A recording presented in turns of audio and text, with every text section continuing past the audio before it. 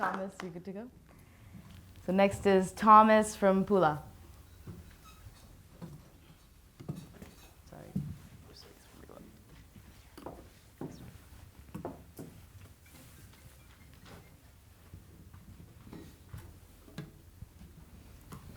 Hi everyone, how many minutes?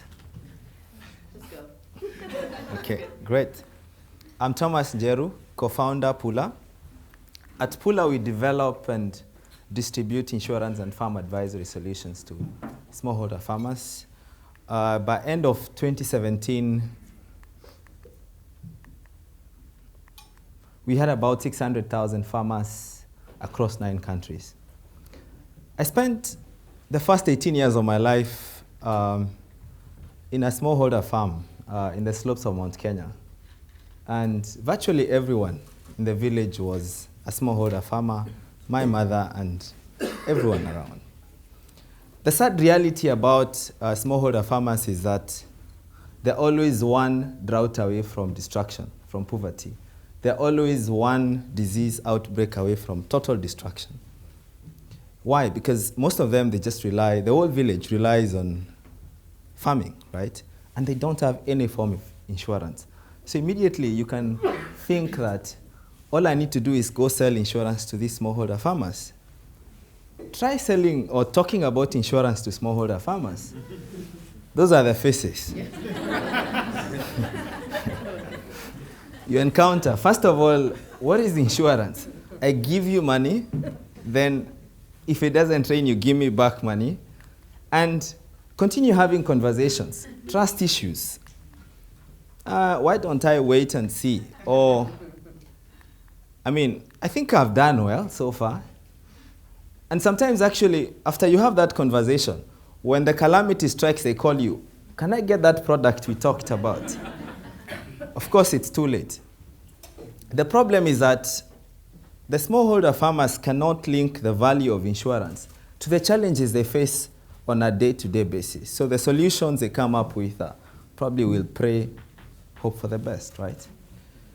So at Pula, what do we do? How do we go around the problem of, one, we package insurance with products that farmers actually want. Products that farmers wake up in the morning and go to buy. Because if you think a farmer will wake up to go buy insurance, forget about it, right? This is seed, your fertilizer, your credit, right? Name them. And we make it as simple as possible, right?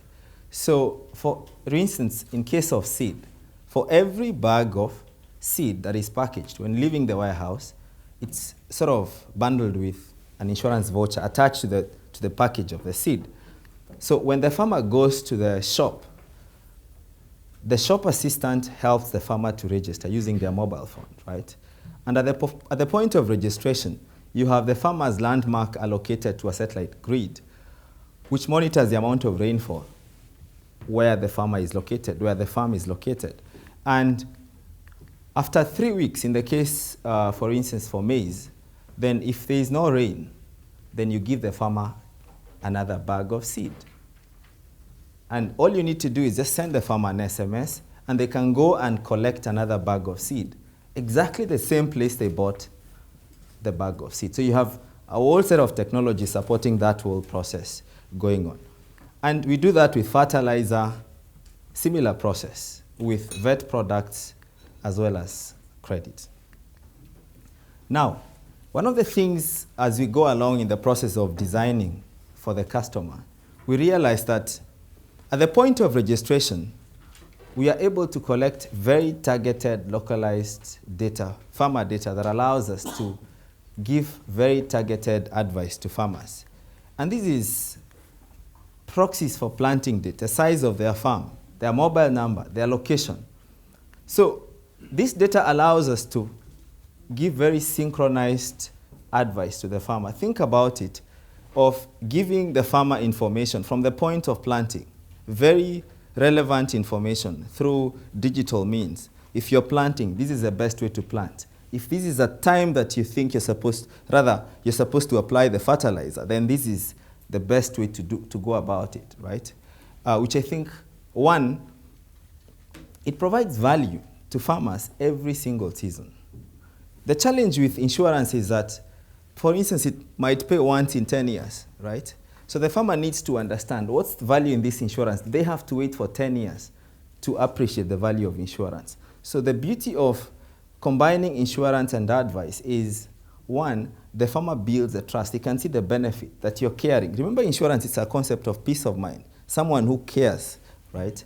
And secondly, is that sort of improves the retention, that the farmer now sees the value that the subsequent season they will ask for the insurance. We've had cases where the farmer buys insurance this year, and then the subsequent year, like last year was okay, so why should I buy this year, right? So then you need to have a continuous benefit that the farmer experiences so that even when in good years they have an incentive to purchase then subsequent years.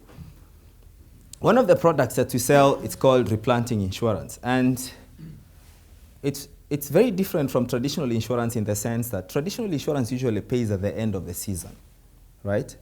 So, but this one pays in the sense that if, for instance, within 2 weeks of planting, then you have crop failure or germination failure for that matter, then we pay immediately. We give you another bag of seed within a week, and that allows you to not miss the season. You can immediately replant and not miss a full season. This is Christina, 27-year-old in Malawi. She had total germination failure in the 2017-2018 season. And we were able to reimburse about 29 bags of seed within a week, and she was able to replant. And that's her farm about a couple of weeks after replanting. So she didn't have to miss the full season just because of 1 week of a catastrophe. That's the whole element of working backwards. And this came from the farmers asking, why do you have to wait from this to the end of the season? Why don't you pay us now so that we can replant? We are a for-profit. We target to double the number of farmers from 600,000 to 1.2 million farmers in 2018. Just closed our first seed round to build system as well as build a team and reach 5 million farmers in 2020. So if my last request, if any one of you is interested to come to Africa and sell insurance to these smallholder farmers, please talk to me.